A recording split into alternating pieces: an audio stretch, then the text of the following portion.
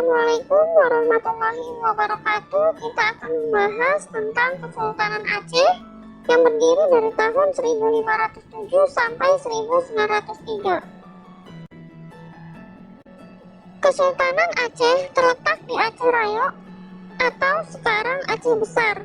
Awalnya Aceh merupakan bagian atau semacam bawahan dari Kesultanan Qadir atau Pidi. Kesultanan Aceh didirikan oleh Ali Muqayyad Shah tahun 1496 di atas bekas wilayah Kesultanan Lamuri yang ditaklukkan oleh Muqayyad Shah. Penentuan awal Aceh sebagai sebuah kesultanan adalah ketika Muqayyad Shah dilantik menjadi sultan tahun 1507. Sumber lain mengatakan tahun 1514. Setelah berhasil menaklukkan Qadir serta kesultanan-kesultanan lain sekitarnya seperti Daya, Lidi, dan Nakur, keempat kesultanan itu dibangun di atas puing-puing kerajaan Hindu-Buddha yang pernah ada sebelumnya, yaitu Indrapurba, Indrapurwa, Indraputra, dan Indrapura atau Indrapuri. Sumber sejarah Kesultanan Aceh diantaranya yang pertama, Kitab Bustanus Salatin karya Nuruddin Araniri tahun 1637 yang berisi tentang silsilah Sultan-Sultan Aceh. Kemudian yang kedua adalah batu nisan Sultan Ali Muqayyad Shah, pendiri Kesultanan Aceh yang wafat pada 12 Zulhijjah 936 Hijriah atau 7 Agustus 1530. Kondisi sosial politik Aceh berkembang pesat ketika Samudra Pasai diambang keruntuhan, yaitu ketika diserang oleh Majapahit sekitar tahun 1360 dan Malaka jatuh ke tangan Portugis. Hal itu karena jatuhnya Malaka dan surutnya pengaruh Samudra Pasai membuat kapal-kapal yang lewat perairan Selat Malaka singgah di pelabuhan Aceh. Berikut ini raja-raja yang pernah tercatat memerintah di Kesultanan Aceh. Yang pertama adalah Sultan Ali Muqayyad Shah, Sultan Ali Riayat Shah, Sultan Iskandar Muda, dan Sultan Iskandar Sani.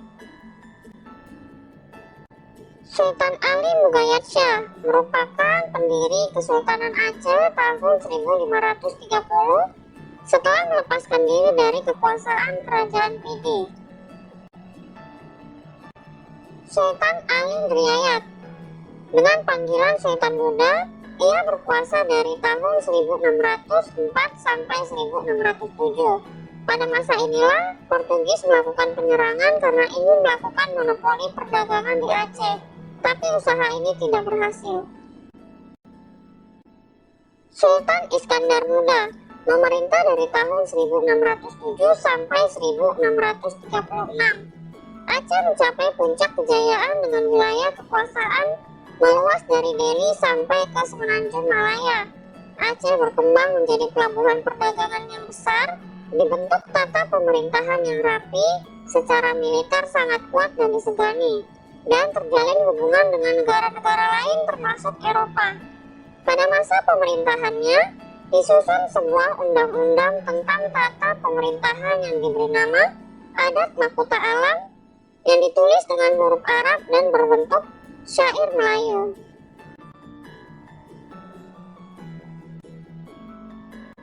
Iskandar Muda juga sangat memperhatikan kestabilan dan ketahanan kerajaannya, maka ia membentuk militer yang kuat sehingga secara militer Aceh dianggap kesultanan terkuat pada masa itu.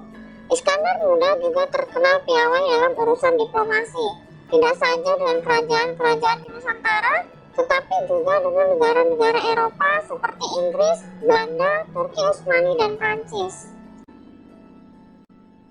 Sultan Iskandar Sani pada masa pemerintahannya hidup sastrawan besar bernama Nuruddin Araniri yang dikenal dengan karyanya yang berjudul Bustanus Salatin, yang berarti Taman Raja-Raja.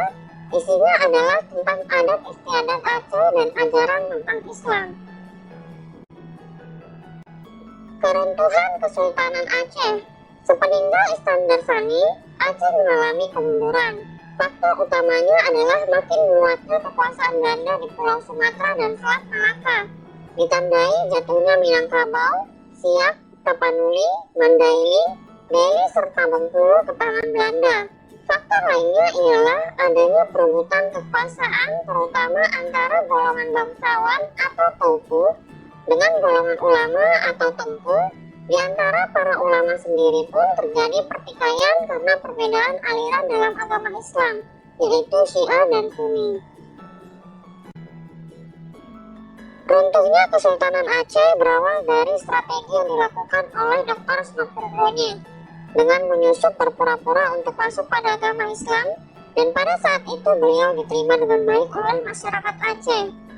Setelah beliau masuk Islam, Snofurgronje mendapatkan kepercayaan dari para pemimpin Aceh. Snofurgronje mulai mengetahui apa saja kelemahan dari masyarakat Aceh, yaitu terletak pada para ulama. Kemudian beliau menyarankan kepada Belanda untuk menyerang para ulama Aceh. Kemudian Belanda melakukan serangan dan hasilnya Belanda dapat menguasai Aceh.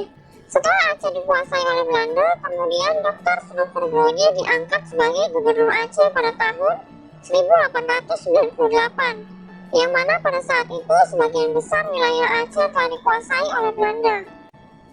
Pada saat anak dan ibu dari Sultan Muhammad Daud ditangkap oleh Belanda, maka pada tahun 1903 Sultan Muhammad Daud menyerahkan diri kepada Belanda, sehingga pada tahun 1904 runtuhlah Kesultanan Aceh ditandai dengan jatuhnya semua wilayah Aceh ke tangan Belanda pada saat itu. Kehidupan ekonomi masyarakat Aceh adalah dalam bidang pelayaran dan perdagangan. Aceh cepat bertumbuh menjadi kerajaan besar karena didukung oleh faktor sebagai berikut. Pertama, letak ibu kota Aceh yang sangat strategis, yaitu di pintu gerbang pelayaran dari India dan Timur Tengah yang akan ke Malaka, Cina atau ke Jawa. Kedua, pelabuhan Aceh yaitu pelabuhan Olele memiliki persyaratan yang baik sebagai pelabuhan dagang. Pelabuhan itu terlindungi oleh Pulau Wei, Pulau Nasi, dan Pulau Breun dari ombak besar. Ketiga, daerah Aceh kaya akan tanaman lada dan timbal sebagai mata dagangan ekspor yang penting. Aceh sejak dahulu mengadakan hubungan dagang internasional. Jenis barang dagangan lainnya adalah beras, emas, perak, tekstil, porselen, dan minyak wangi. Dan yang kelima, jatuhnya Malaka ke tangan Portugis menyebabkan pedagang Islam banyak yang singgah ke Aceh, apalagi setelah jalur pelayaran beralih melalui sepanjang pantai barat Sumatera. Kehidupan sosial di Kesultanan Aceh pada saat itu muncul dua golongan yang saling berebut untuk menjadi golongan yang berpengaruh di Aceh. Dua golongan itu ialah golongan Tauku atau bangsawan yang memegang kekuasaan sipil, dan golongan Tengku atau para ulama yang memiliki peran penting di dalam bidang agama. Di dalam golongan para ulama sendiri yang memegang kekuasaan atas dasar agama, masih ada dua persaingan, yaitu persaingan antara aliran Syiah dan aliran Sunni. Aceh Serambi Mekah. Julukan Serambi Mekah untuk Aceh tidak terlepas dari keberadaan dan pengaruh kerajaan Islam Aceh terhadap Nusantara dan dunia. Julukan tersebut sebenarnya apresiasi dari masyarakat di Asia Tenggara, terutama umat Islam seperti dari Filipina Selatan, Thailand Selatan, dan beberapa negara lain. Karena yang pertama, Islam di Asia Tenggara masuknya melalui Aceh, yaitu melalui Perak dan Pasai. Kemudian baru menyebar ke Nusantara. Setelah Islam masuk, masyarakat bukan hanya menjadikan itu sebagai agama, tetapi juga identitas. Sehingga Islam dan Aceh merupakan dua hal yang tidak dapat dipisahkan. Saat itu sistem politik, pemerintahan, ekonomi, dan lain-lain dijalankan berdasarkan dari Islam. Aceh juga melahirkan cukup banyak intelektual Islam dan ulama-ulama besar yang berpengaruh menyebarkan agama ke seluruh Nusantara. Pada masa kerajaan Aceh, misalnya, Aceh memiliki ulama-ulama besar seperti Hamzah Fansuri, Samsudin As-Sumatrani, Syekh Kuala, Nuruddin Araniri, dan sejumlah ulama lainnya. Peninggalan Kesultanan Aceh. Ada banyak sekali peninggalan Kesultanan Aceh yang masih bisa kita temui di sekitar kota Aceh, diantaranya yang pertama Masjid Raya Baitur Rahman. Taman Sari Gunungan, Masjid Tua Indrapuri, Uang Emas Kerajaan Aceh, Meriam Kesultanan Aceh, dan Pintu Kop.